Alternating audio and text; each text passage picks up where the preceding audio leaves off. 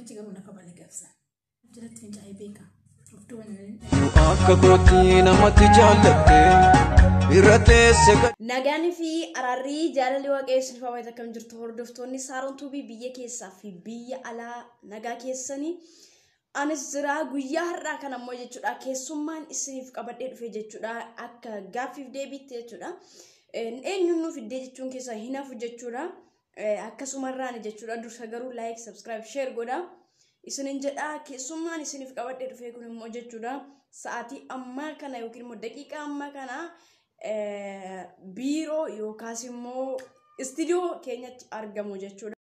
Keenya jaalatamtu fi kabajamtu ayyantu shoo baga nagaatiin dhuftee noorisiin jenneerraa istiidiyoon keenya noorisi jedhee jira baga nagaatiin dhuftee nagaa gaafadhu. Harka fuunee akkam jirtu kabajamtoota fi jaalatamtoota hordoftoota Saaroo hundi keessaa nagaa fayyaa keessan isin jira Saaroo atillee baga nagaatiin eegdeen isin jira guddaa galatoomii. Tolee nuyillee baga nagaatiin dhuftee siin jennee jirra. Gaaffiin deebiin keenya guyyaa irraan jalqaba irratti argamu osoo dhiira taatee addunyaa kanarraa eenyuun fuutaa'edha?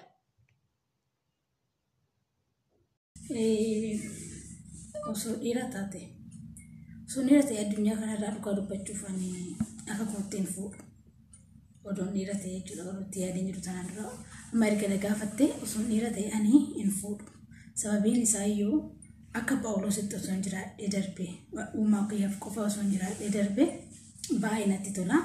Odoo akkas ta'e nan filadha baay'ee kan biraa akkasuma jedhee yaadaan hin fuudhu addunyaa kanarraa addunyaa irra na filachiiftaan.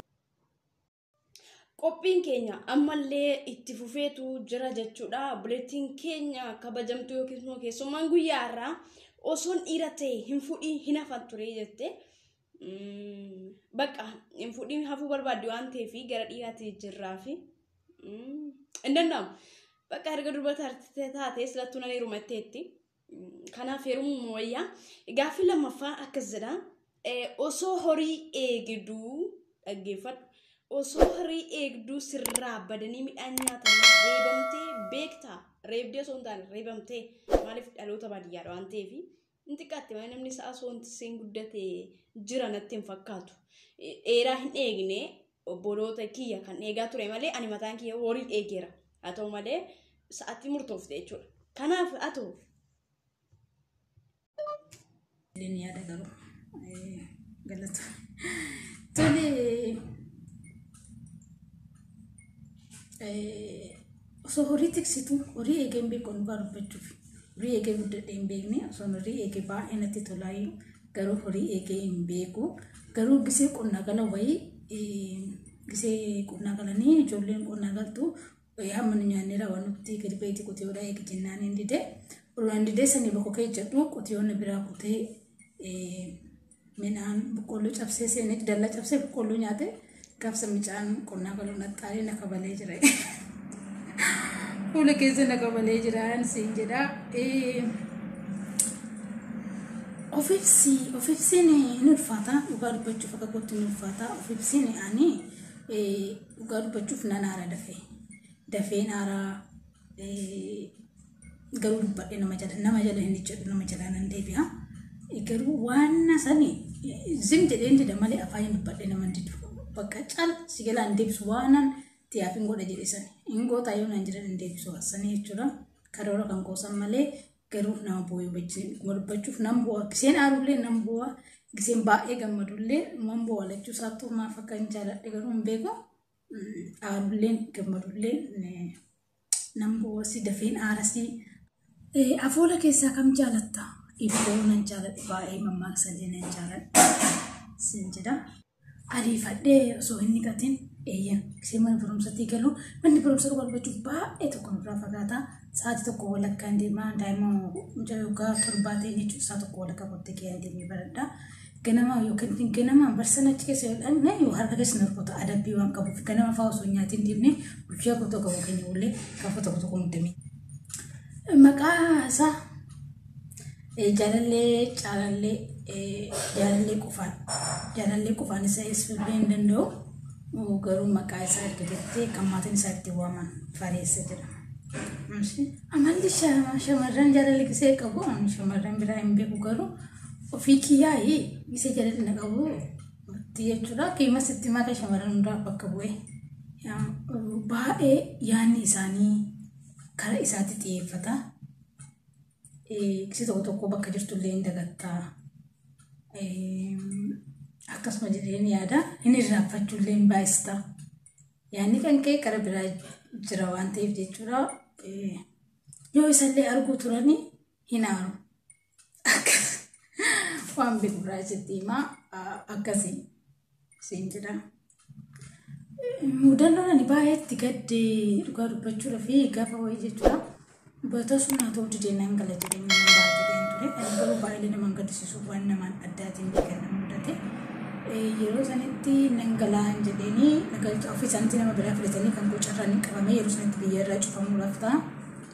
Mana na jijjiiran sootee asuma bira taa'ee jiranii nagalchaa jennaan illee qaxaroonni galaa baay'isanii guyyaa nagalaa lafa rukkutanii sababii sanaatiif jedhee biiroo mana keessatti malee jedhee biiroo dhaqee mucayyoo isaa filatanillee anas hin taa'u ergaatu deemtee mana kanaan hin taa'u naan jette garuu mucayyoon afaan ishii waliin beenu walitti mul'e mucayyoon hadiyyaadha waan jedhee itti mul'een hin qabu garuu harkaanii yoo tokko tokko nuti nama arfan dandeessee ani immoo danda'uyyuu sababii kanaatiif jedhee xiqqoo ishee biiroo nageessanii namichi garuu na kabalee gabsa.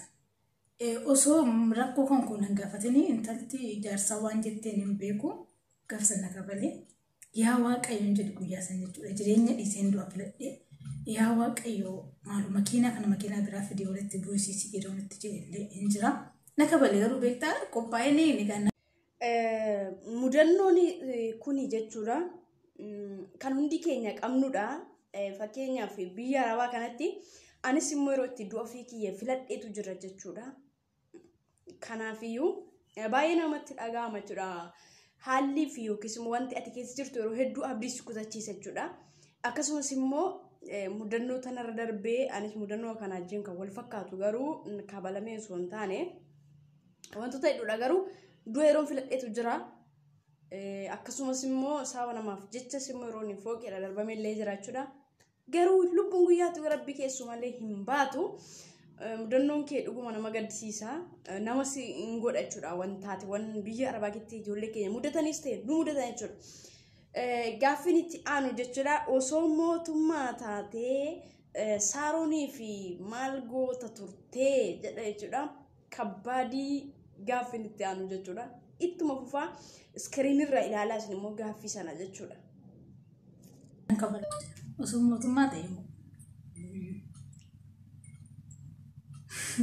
nattaan ta'u jechuu barbaadda. Modeelistii si bara jedheen yaada. Nattaan ta'u jechuu barbaadda moo akkas modeelistii si ta'ee jira yookaan qamisii bareedduu si ta'edhisi waan biraa maal barbaada dubbachuuf eeyyame. Fincaan of jalatti fincaa'ee beeka. Of duwwan nageessite garuu waan ajaa'ibaatti dhugaa dubbachuuf eeyyan.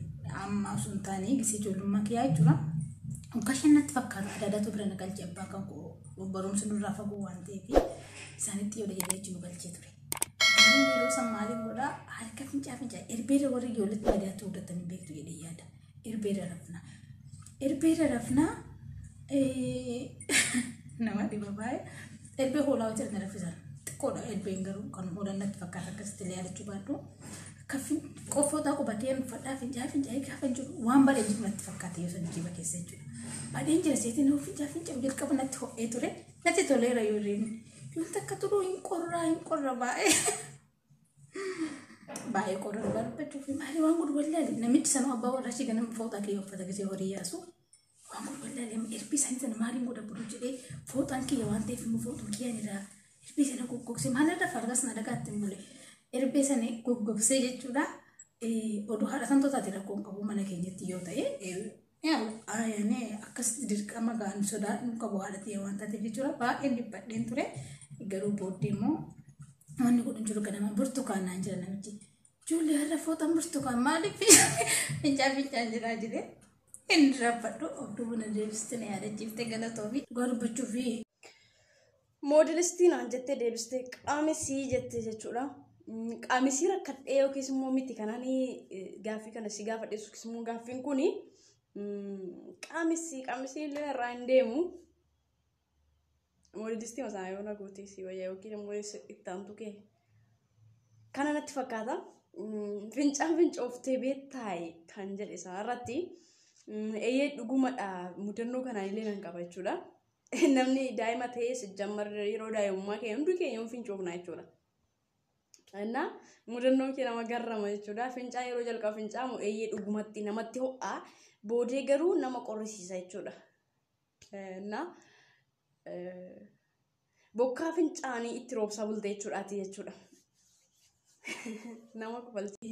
Ani nama hin beeku jechuu wayya malee namni nama beeku jechuun hin ulfaata. Ani immoo nama hin gaddisiisin akkattan jedhu hin qabu garuu gaddisiistee gaafatee kan jedhu hin beeku. Waan nama gaddisiisin jechuun hin gaddisiifne jechuun danda'u dubbii kee hin gaddisiisuu hin danda'a. Namni dubbatee nama gaddisiisuu danda'a garuu akkas namni ani beekee gaddisiisitoo itti gaaffee nakkan jiru. Kana nama miidhee jedhee kana ani yaadee itti gaddisiisee beekuan yoo natti gaddan jiraate garuu asumaanu carraa kanaanuu dhiifaman jedhaan malee dubbadhee yookaan dubbii kiyya namni natti gaddan jiraate dhiifaman jedhaan malee ani gaddisiisee nama ofii kiyya beekee itti gaabbee hin qabu. Akkasaa rukuuf dhiifama jechuun akka kootti dhiifama jechuun dhugaa dubbachuudha fi dhiifama gaafa gootu jechuudhaati keessi kan kee boqonnaa argata. Dhiifamni anaaf waa hundumaa dhugaa dubbachuu fi jireenya koo baruuf kan na qopheessu dhiifama jechuudha. Jireenya baruuti. Akkasuma sagalee waaqayyo yoo dhiifte siif dhiifamaa jira. Amma namni tokko fakkeenya fi oduu nama walitti bu'ee nama sanitti araarame jettee na kadhatta ta'e saaru garuu siif jecha nama saniif dhiisa yoo nan jedhee dogoggora. Waaqayyoof jireenya dhiisa yoo nan jedhee dogoggora. Dhiifama san kanan dhiisufanii uummatuma kootiif. Maaliif yoo dhiise naaf illee dhiifama waan ta'eef. Kanaaf ani akka kootti dhiifama dhugaa jireenya koo kan boruutti jedhee ni yaadaan dhiifama. Dhiifamni jireenya kan koo har'aatti irra darbee jireenya kan koo kan boruutiif. Namoonni baay'een gaafa dhiifama kadhatan garaa walitti jabaanna dhiifama walii godhuu irra walii darbuu dadhabnaa jechuudha. Waan nuti qoomfannee isuma guddaa goonetoo dhiifama waliif hin goonu. Dhiifama jechuun namaaf dhiifta osoo hin taane anaaf dhiifta osoo hin taane isheef yookaan isaaf dhiifta osoo hin taane dhiifama mataa keef jettee kan dhiista. Akkasittiin fudhadhaani dhiifamni jireenya kan koo kan bara baraaf kan na qopheessu jedhee ni yaada. Yoo namaaf hin dhiisin si'a tokko si'a torba namaaf dhiifamaa jennaan lakki si'a 77 jedhee Yesuus gaafatanii gaaffii kana.